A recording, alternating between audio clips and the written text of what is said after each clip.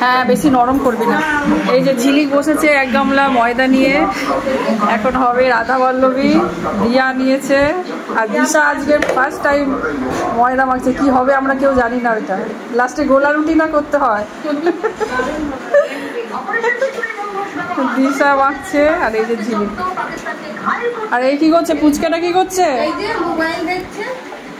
এর খালি মোবাইল দেখা। চলুন দেখি রান্না, দেখি কতদূর হলো।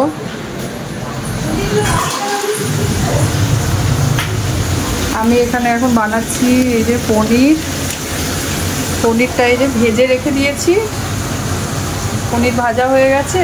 আর এখানে হয়েছে চানা মশলা বানানো হয়ে গেছে। রাধা বল্লভী হবে। আর এই যে ক্যাপসিকামগুলো একটু ফ্রাই করে নিচ্ছি। ক্যাপসিকামটা এই পনিরের মধ্যে দেব। আর এখানে মশলাটা আগে ভালো করে কষিয়ে নিচ্ছি। সব রান্না নিরামিষই হচ্ছে, কারণ বৌদিরা তো নিরামিষ খায়। দাদা বৌদি স্বস্তিনী নিয়েছে, সেই কারণে সব রান্না বান্না আজকে নিরামিষ হচ্ছে।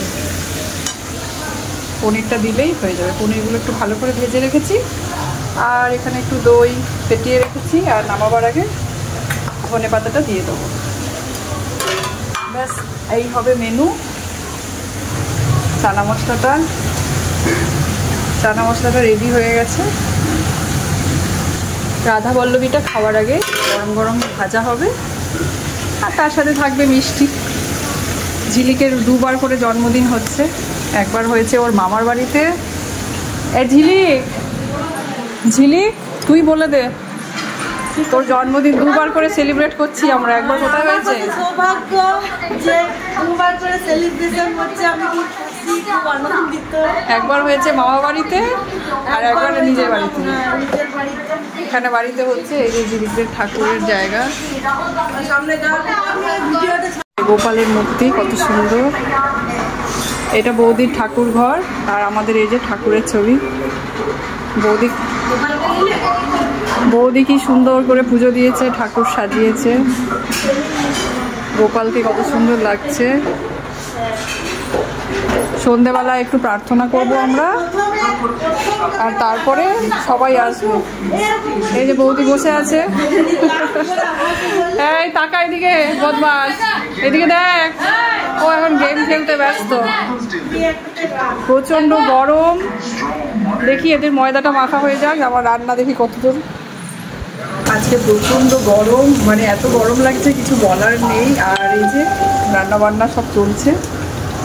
ঝিলিকের জন্মদিন দুবার করে সেলিব্রেট হচ্ছে। একবার ওর মামা বাড়িতে হয়েছে, তো মামা বাড়িতে রান্নাবান্না সব ঝিলিকের দেওর করেছিল। তো সেই রান্নাগুলো খুব ভালো হয়েছিল। আমি জানি না আমার রান্নাগুলো কেমন হবে। আমি এই যে পনিরটা এখন মশলাটা কষাচ্ছি। আর এই ক্যাপসিকামটা ফ্রাই করে পনির দিয়ে করবো। পনির সব মানে ভাজা রেডি করা হয়ে গেছে। রাধা বল্লভীটা ভাজবো। ময়দা মাখা থাকবে। আর রাধা বল্লভীর যে পুরটা হয়, সেই পুরটা করে রাখলেই হবে। মোটামুটি রান্নাবান্না সব কমপ্লিট করে নিয়েছি। এবার একটু রেস্ট করবো। রেস্ট করে তারপর সন্ধ্যাবেলা সবাই আসবে। চলুন তাহলে এখন টাটা।